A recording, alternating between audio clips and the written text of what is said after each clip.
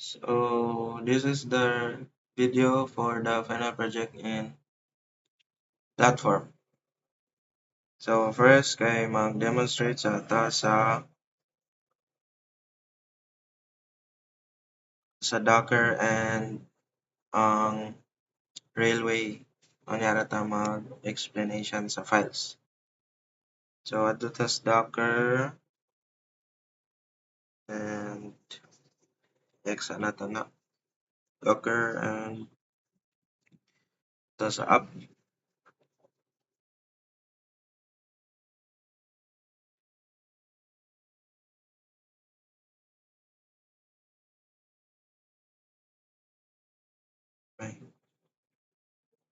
Okay, so lato na lang nato na. So makita ra nato ang app, then adto ta sa product, then diri ta sa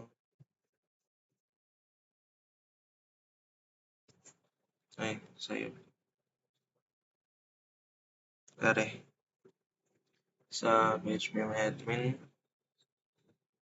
and mag-create og product para malantaw nato if working ba ang CRUD and ang migration niya. So tag 5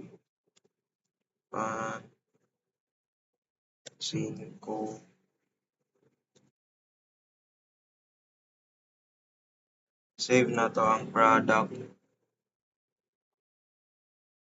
and lantaw na to sa database. So nag-loading pa siya.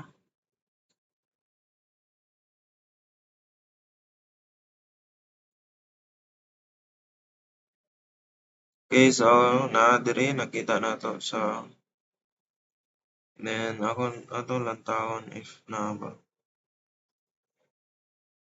So sa products nakita na to ang pan. Okay, so goods na. So mo ni ang mga containers tulo ka buok.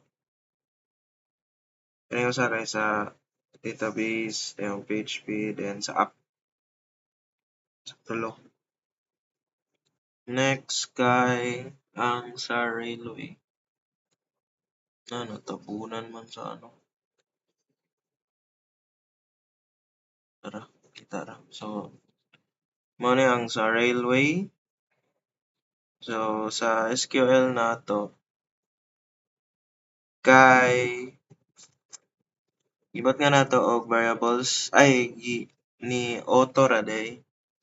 Nag-auto ra ang variables niya og butang. Then sa diri sa app mo'y magbutang jud kag imong variables para working.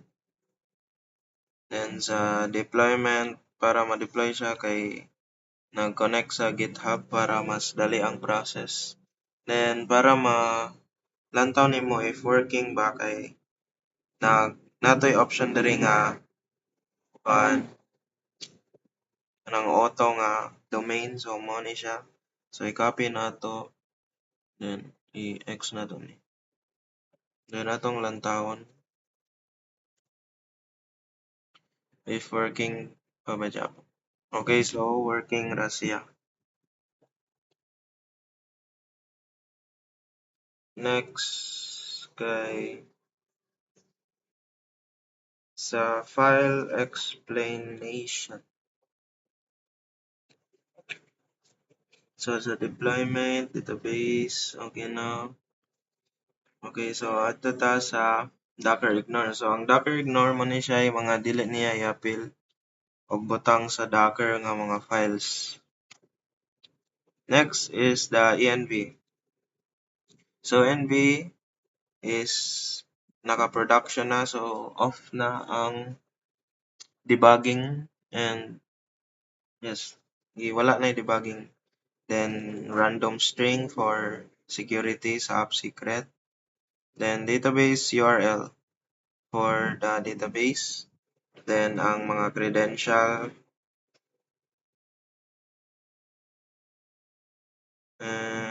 Yes. Next is the Docker Compose, YAML. So natay tulo ka services diri. Ang app, database, and ang PHP admin for uh, UI kung working ba ang CRUD. So ang app natay Docker file, kaya na Docker file dira nga file diri sa boss. Ani. Then container name, volumes, kay default running volumes, kanang default location. Then networks, kanang networks dapat pareha na silang tanan nga services og network.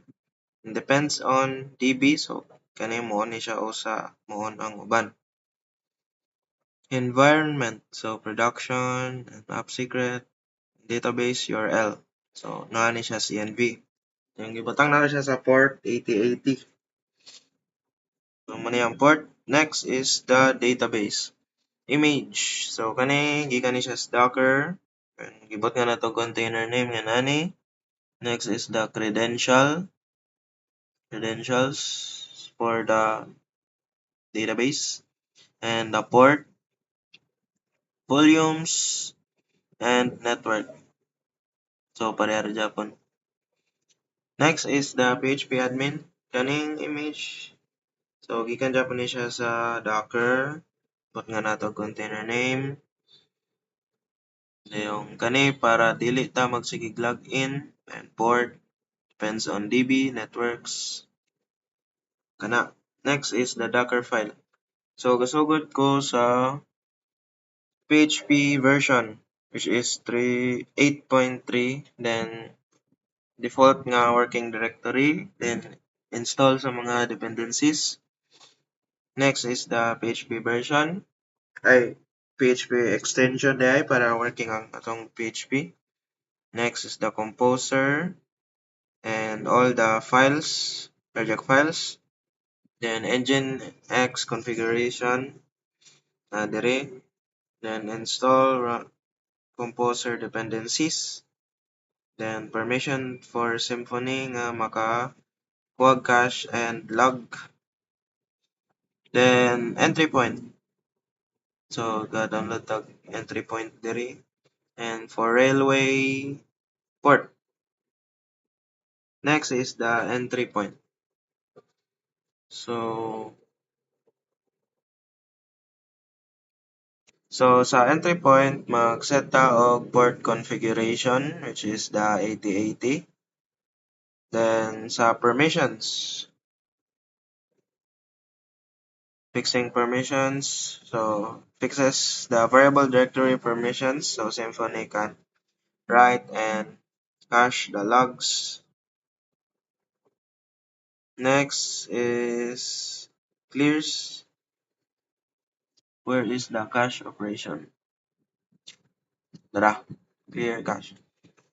So clears old cache and basta siya mag-handle sa mga cache.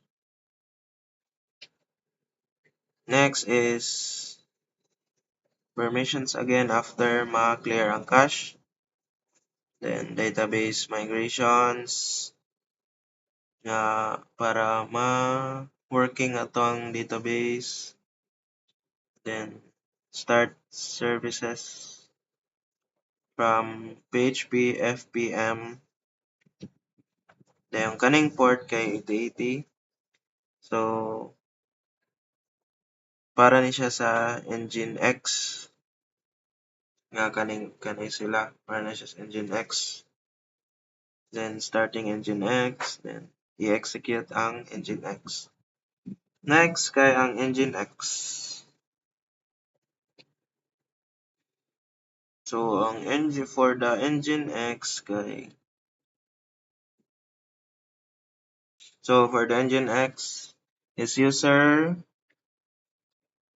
ang user www/data for security.